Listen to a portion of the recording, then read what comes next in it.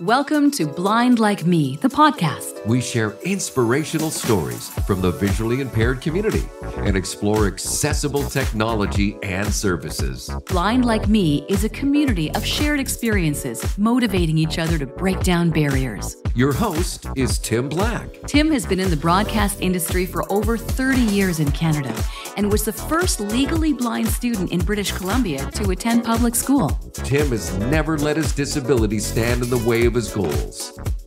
Well, welcome to another edition of Blind Like Me. Thanks very much for listening to our podcast wherever you're listening from. And of course, you can check out our new website, blindlikeme.net. All of our episodes are up there. Check it out, blindlikeme.net. And if you want to get hold of us, we've got a contact page there for you as well. Well, this week we talked to a lady by the name of Erika Rodeck. Erika is working with the Canadian National Institute for the Blind here in Canada in Winnipeg, the CNIB.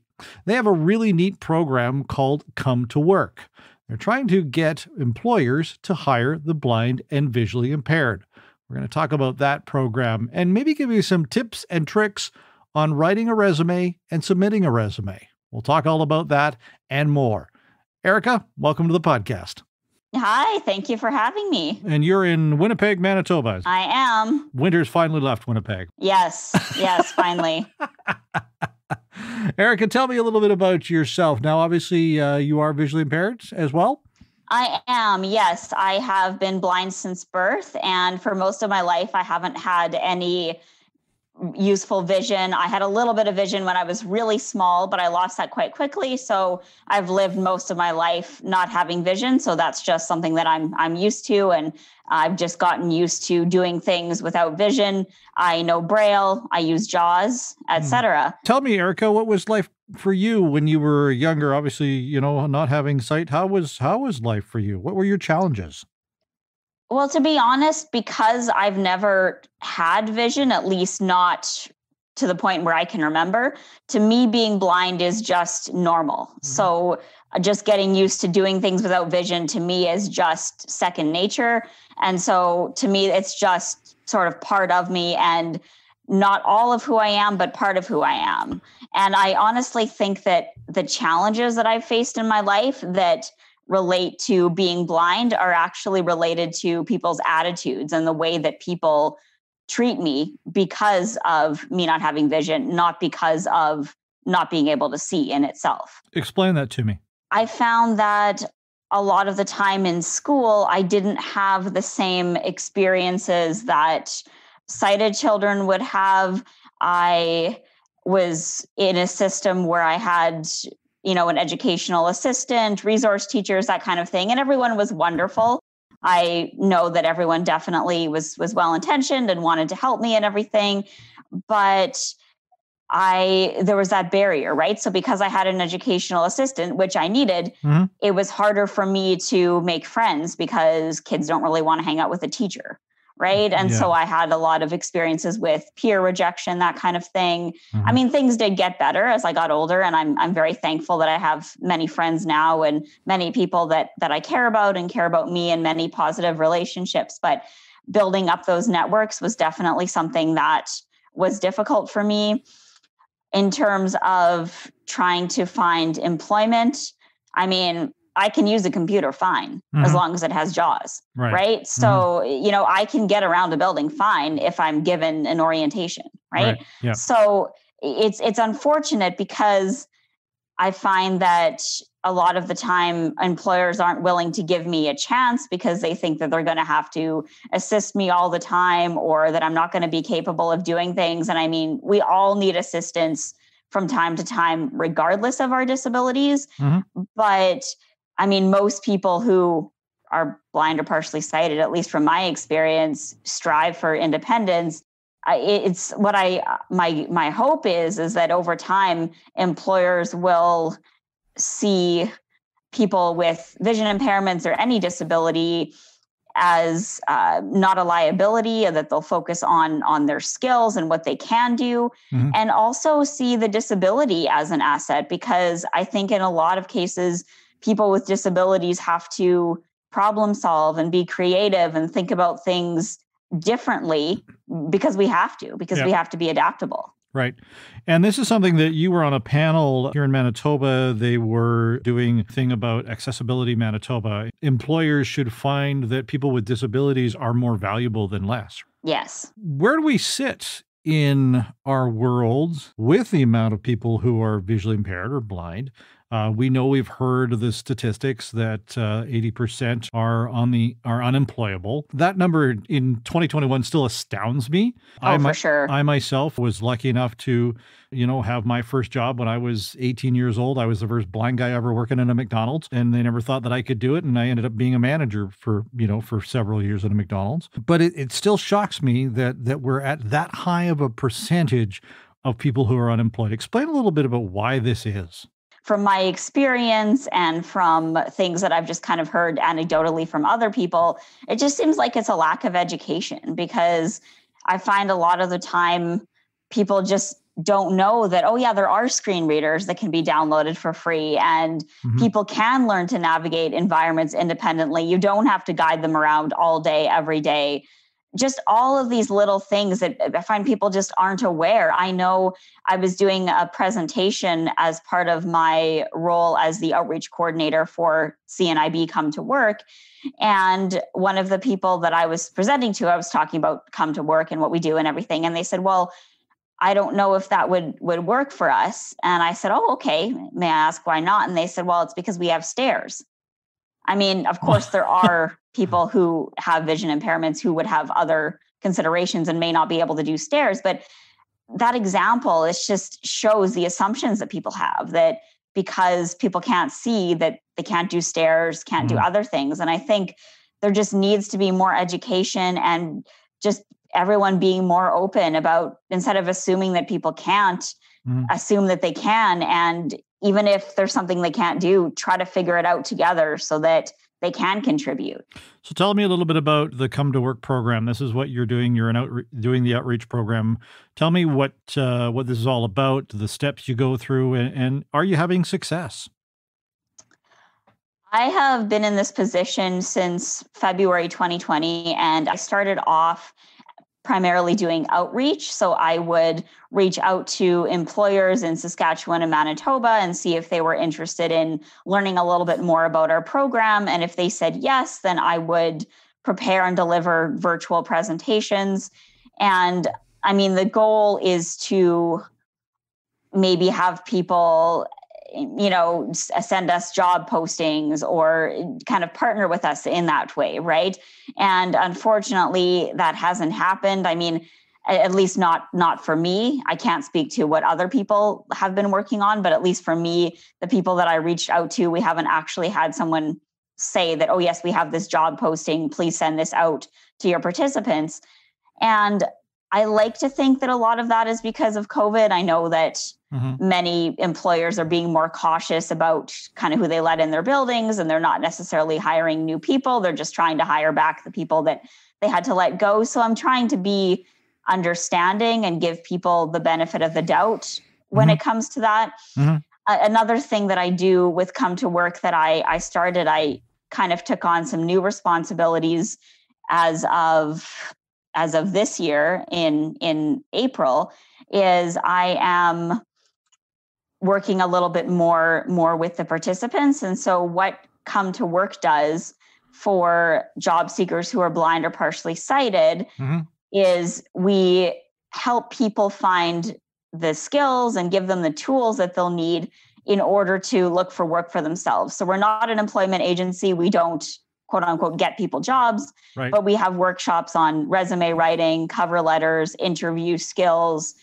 We've done some mock interview sessions over Zoom so that people can practice these skills so that they can apply for jobs independently and be able to be successful. And that is a challenge for a lot of people because they don't realize the skills that they may have.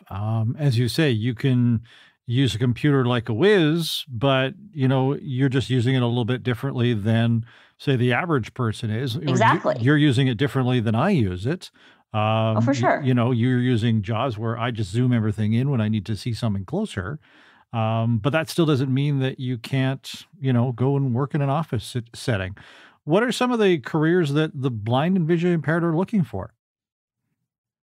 I think it's a very wide range. I mean, there are people who want to do admin, customer service work. There are people who are in computer programming, particularly with people who have partial sight. People work in retail and work with animals, doing things, with their hands, maybe working with wood. Mm-hmm. I have a good friend who is vision impaired and is a teacher. I mean, it's a wide range of things. And that's why it kind of, I don't want to say bothers me, because Mm-hmm. I know people are well-meaning and they honestly don't know. They're adjusting to their own vision loss, et cetera. However, it kind of, I don't know, I guess grades on me a little bit when I'm speaking to clients and they say, oh, well, what jobs can people who are blind do? Because I think unless it involves driving or, something like that, for the most part, anything. Can we please have, in any job application, the sentence taken off, must have a valid driver's license? Yes, I agree. 'Cause unless you're a truck driver or something, I mean, you don't need that. No, I've applied for many jobs over the years, and that is one of the ones that always makes me laugh, is the fact that you must have a valid driver's license. Well, I've secured many a job not having a driver's license because somebody will always drive me, or the employers that I've worked for have made accommodations that they'll allow my wife, to drive the vehicle that needs to take me somewhere. Right? We have to move past that. We have to move past the 1970s and 1980s and 1990s. We're in the 2000s now, and our world, we think it's accessible, but it's still not as accessible as we would like it to. Is that correct? Yes, definitely. What else are you trying to tell the sighted employer about those who are visually impaired and blind? I think the main thing is to just approach us in the same way that you would approach anyone else while still being accommodating. And I know that can be a bit confusing for people. And sometimes people are kind of like, which is it, right? But I know, like, to give an example, I know for myself, when it comes to communication, I find it really respectful when people speak to me in the way that they would speak to anyone else. So even though I don't have vision, yes, I do watch TV. If I'm walking down a hallway, someone says hi to me, I'll say, oh, I saw so-and-so today, right? Sometimes I ask what color things are just because I'm curious. Or so people don't need to be scared to use sight-related words or those kind of things, because I mean, a lot of us who are in the vision impaired community use them as well.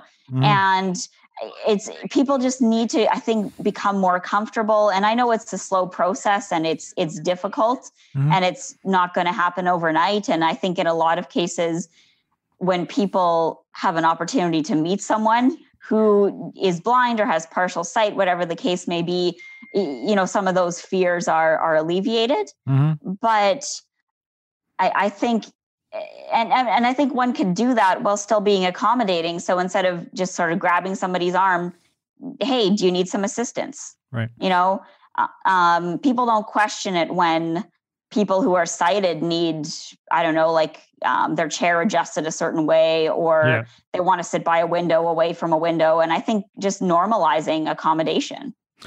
What would be some of the tips that you would give the blind or visually impaired who are applying for jobs? I would say, and I know this is hard. I know it can take people years to be comfortable in themselves and with identifying as a person who is blind, partially sighted, has vision loss, however they want to identify. However, I would say that the more comfortable people can get with themselves, the more comfortable people are going to be around them. So, I mean, I know disclosure is a difficult thing. Some people, are always out, so to speak, and others are not. Mm-hmm. But being able to disclose when you need to without making it sound like it's sort of a big deal or making it sound like it's something that you're really uncomfortable with. Mm-hmm. If you can just say, I'm blind and this is what I use, use a screen reader, this, but, these are my skills and this is what I can do. I think when people can tell that we're confident in what we can do and our abilities, then they'll be confident in us. But again, I know that that's a hard thing, and can be a difficult place to get to.